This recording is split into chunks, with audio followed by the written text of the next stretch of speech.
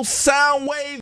It's Thermal Sound Waves, a natural alternative to fast food radio. We here today. We're dealing with the whole world of entertainment and film and things like that, and TV and directing and video, all of these things. A lot of things. And obviously we have the gentleman, Mr. Bobby Yan. How are you, Bobby Yan? Hey, what's up, Kev? What's up, C? Long time no here on the radio. It's been a while, so it's good to be with you guys again. Definitely. And for those who may be unfamiliar with you, just give us a little bit of a quick background on some of the things that you've done. First and foremost, I am a director, a TV and film director, as well as a writer, an editor, a visual effects artist. Started in the music industry years ago. I was doing that in the beginning, did a lot of music videos, commercials, and I've recently transferred over to narrative strictly and pursuing my career and trying to be a truthful storyteller and creator. That's who I am. Absolutely, no question. And you've been doing. Let's bring it up to speed as far as like what you've been doing now. And lately, you got some projects that are in the can, as they say, and in the works. So tell us about some of the things that you're up to and that you're doing right now. All right. So I've recently completed my first movie. I did a TV movie for two channels. It's for TV One and Lifetime. It is called Stalker. So I just completed shooting that about 3 weeks ago. Before that, I just completed a scene for something called the Disney Discovers Showcase, which is an annual showcase that ABC Casting does that focuses on discovering new talent. So they discovered tons of people in the past, such as Chadwick Bosman, Lupita Nyong'o, Gina Rodriguez. So I was able to be blessed to work with two amazing new actors in a scene that we shot kind of like a mini movie. So it's pretty exciting. So I'm excited to finish that as well. So everything's in post at the moment. So. Gotcha. So tell us about Stalker. Like, did you have experience with this that you made? No. It sounds kind of personal right there. Like, let me talk about how you No. It's a fun movie. I can't talk too much about it at the moment until they start their publicity on it. But it's an amazing film. I think we did a wonderful job with two amazing actors. It stars Meta Golding, who was on Empire, as well as Hunger Games, as well as Christian Keys, who has a lot of stuff. He has a show on BET Plus called All the Queen's Men. So yeah, it's a good, fun suspense thriller. Wait, so All the Queen's Men, isn't that about the woman that runs a male strip club?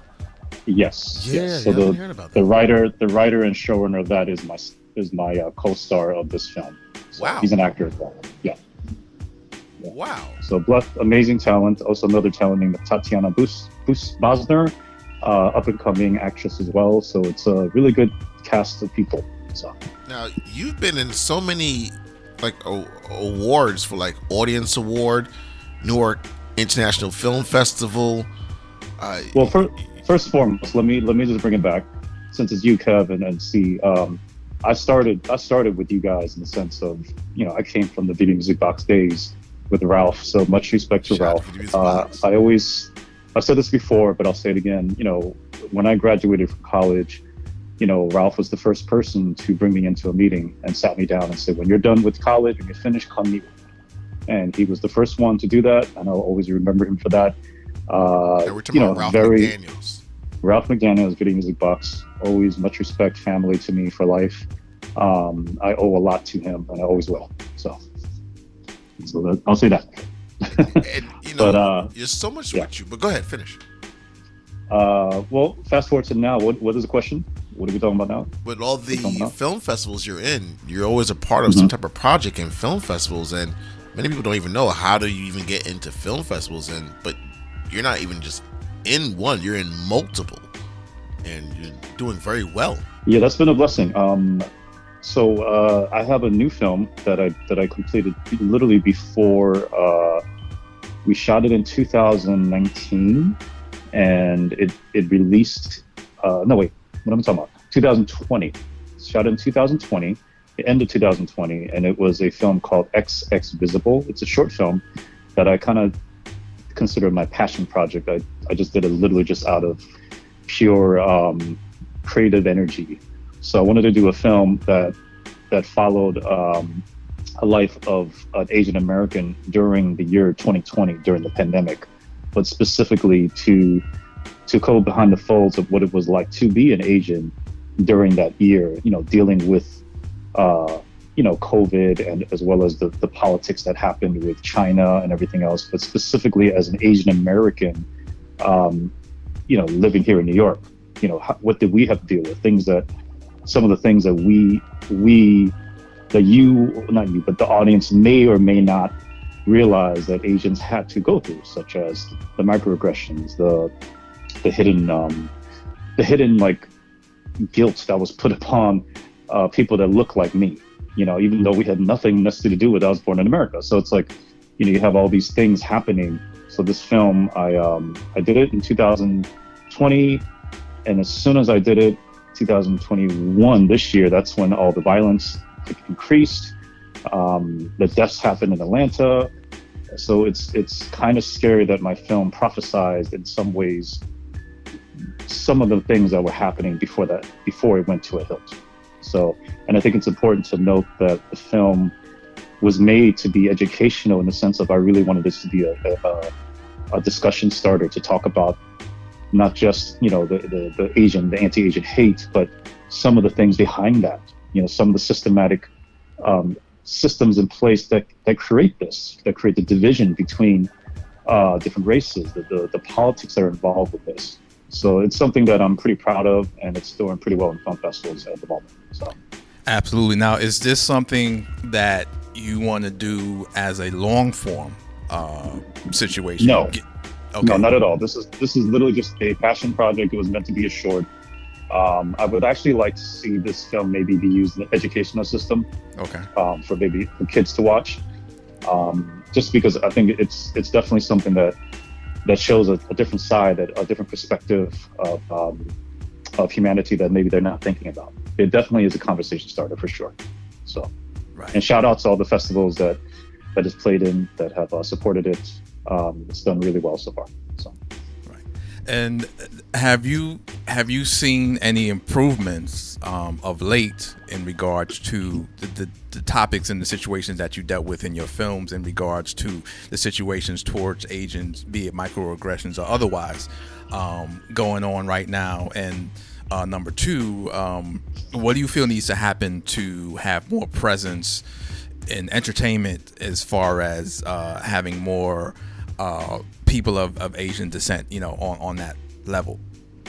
Well, I'm gonna go very general. I tend to be an optimist when it comes to issues of that, and I think it's really much a individual story, in the sense of it's really up to us individuals to hone whatever information we're getting, to better ourselves, to get more knowledge, to read or watch more about different people, and get empathy about the world.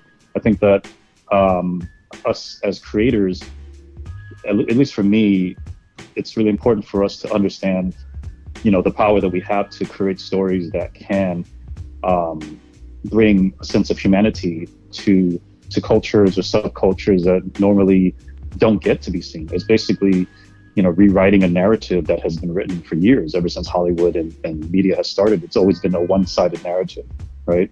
So I think it's important that we as creators right now, especially now, because this diversity thing it's such a quiche niche word, but it really isn't. It's something that I know, yourself and myself as creators, we've lived this forever, for all our lives. We've lived as diversity. We are walking, breathing results of diversity. I know I am. Sure. So I know everything I do, everything I write, everything I direct, and even the people that I hire is a result of that, is a direct result of the knowledge and understanding of the power that we have as creators, right, to make a change, to create, truthful, more authentic stories on screen, so that we can show people that we really are just one human race. I mean, that's really what it falls down to.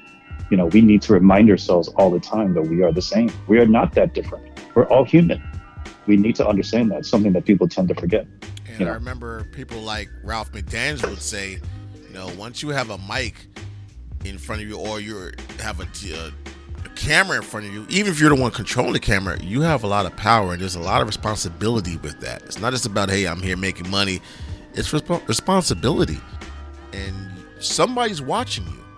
There's some adult, child, whatever, watching you saying, I want to do that too. And the way that person's doing it, whether it's C.Truth, Kev Lawrence, Mr. Bobby Yan, or whoever, they say, you inspired me. And you never know who you're going to inspire. And with that, even we see that you do work with people like shout out our guy DeVal. I know he was on he's on Mars with you. Mars was a short film. It was my first short film, actually, I ever did. It was based on a feature film project that I wrote called Mars, and I did a short film on it. And DeVal, I think you're talking about DeVal Ellis. He's an actor. Yeah, he was that's the homie. He actually used to play with the Lions too. A lot of people don't know that he used to play with the Lions. The Lions and the Browns. So I know. So back in 2015, literally that long ago, I cast DeVal to be the co-star along with Jade Dorker, another amazing actor who's in Gridiron Gang, to play the leads of this film. And then I ended up 2 years later shooting the short based on it. And, I think it was one of DeVal's first, leading roles at that time, and it's definitely his first serious dramatic role, because he does a lot of comedy. Yeah, he does a lot of comedy. Him and his wife and his children do a lot of comedy. Yeah, they're all over the place with BET and everything like that. Beautiful black family, love them to death. Yeah. And I'll say this because I know them personally. They are as real as they come on camera. They are a real family. That is not fake. That is real. That's not just for show. That's a real family. And shout out also to our guy, C.Truth, our radio guy that turned actor as well, Melvin Taylor. Big up to our dude Mel, man. Definitely. Yeah, so Melvin and I are Melvin and I are in a we're in a separate film group called Film Hub that's on Instagram, and Melvin and I are kind of like buddies on there. So I'm very proud of him and what he's doing. So yeah. When people see you, do they expect you to have as much knowledge about multicultural knowledge when they initially meet you? That's a hard question to answer.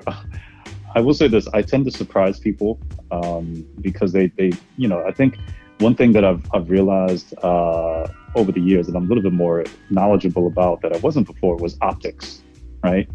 Like when you walk into a door like Kev or C, what do people think about you? What are the judgments that they're giving about you, right? So me as an Asian American man or a Chinese American, when I walk into a door, what is the first thing they're thinking about me? So I think I'm beginning to understand the optics of this is the world we live in. People are going to judge you. They're going to judge your art. They're going to judge who you are. But then here's the thing. You get to know somebody and then you get to see, wow, there's so much more layers to this person. I didn't know this person did this. I didn't know this person did that. I had no idea how much talent they had or what a unique voice they are or just what a great person, we are, So I say yes and no to that answer.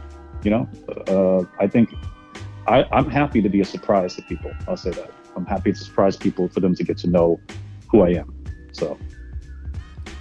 And right now we're with director, screenwriter, filmmaker, just the go-to man, Mr. Bobby Yan, right here on Thermal Sound Waves Radio. And Bobby, a lot of people don't know that you also have another talent as well, rather than behind the screens of filming and writing. Am I correct? You're also a singer? You used to sing back in the days? I used to sing. I haven't sang in years now, but I am very good at karaoke. If you ever invite me to karaoke, I'll be more than happy to do that. I used to sing. So, but I do have a feature script that I'm working on. It's called Soulful Sam, and I'm pretty excited about it. It's a story that intersects Asian American culture with African American culture and gospel music. So it's my love of God. I love gospel music. I've always been a huge inspired by gospel. I'm not even super religious, but I do think that gospel music itself is literally a conduit to God. It really is. And so this film is very dear to my heart. So I'm actually still in revisions on it. It's been like a 3-year project trying to get the revisions right, but I'm excited for it because it's going to have a lot of good music in it. So, and you never know, maybe I'll sing on the soundtrack, something I might surprise people with. So no question. I used to sing gospel, so back in the day. Okay, yeah, we definitely gotta do some karaoke. Gotta get you down. I would love to do that for a fun little thing. Now, we're not gonna hold you up. I know you got a lot of things going on, but we're gonna get you out on a couple things. So, what are some of the things that you do that are not film or not entertainment that you just like to just vibe out, just the regular stuff as they say to get into? Let me see.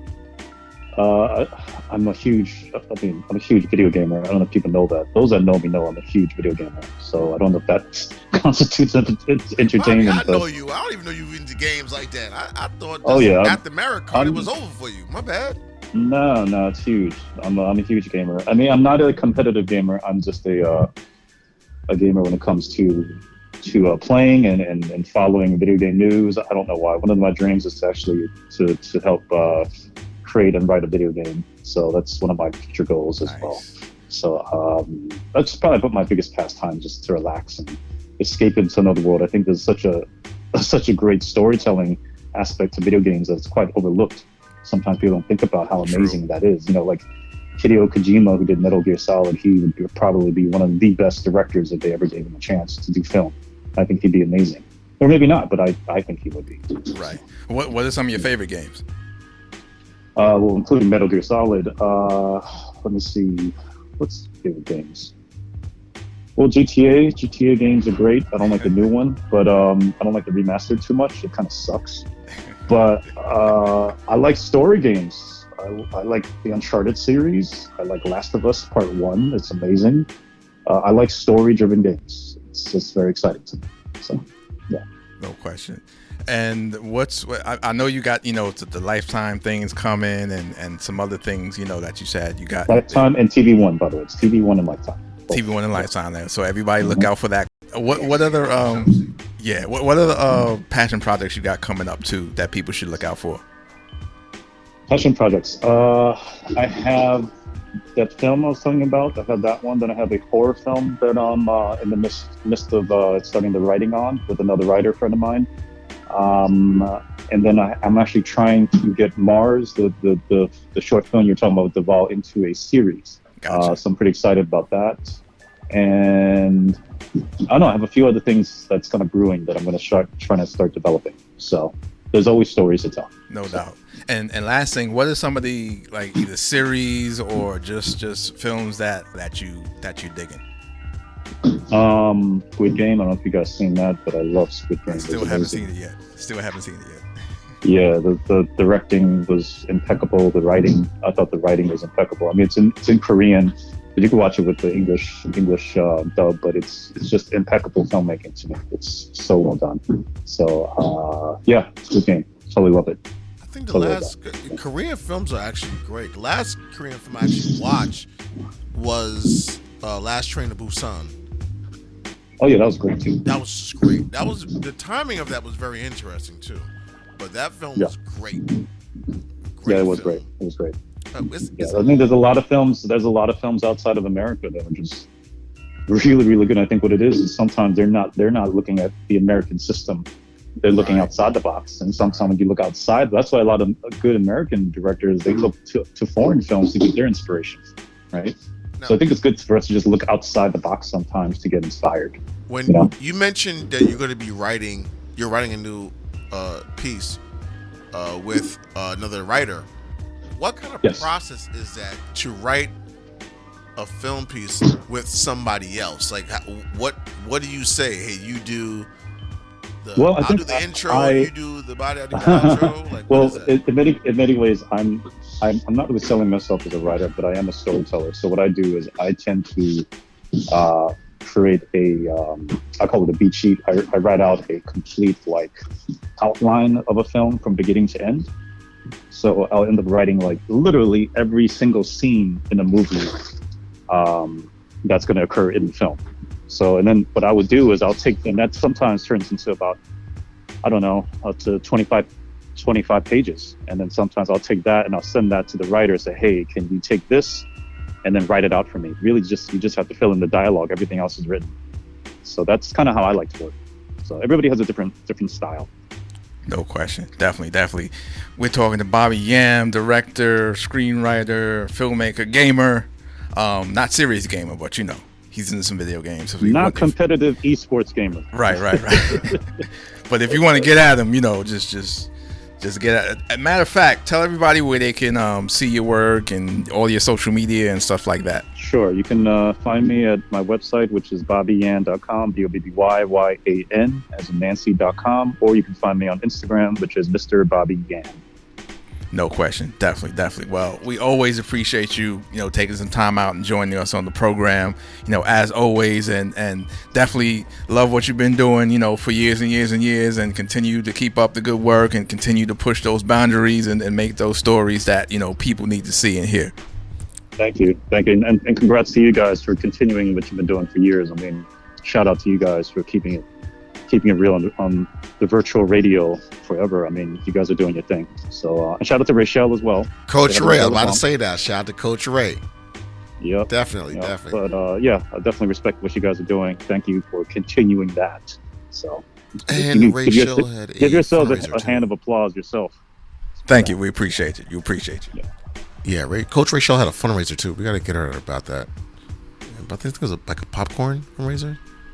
Something to that effect. But big up to Coach Ray. All right, Bob, man. We on definitely look for those series and films and shorts and all that good stuff. Everybody, make sure y'all get with the TV One and Lifetime. Check your local listings for all the projects that he was talking about. And, hope you enjoy as we will. Thank you, guys. Appreciate No doubt. it. Yes, sir. It's Thermal Sound Waves, the natural alternative to fast food radio. Thermal Sound Wave.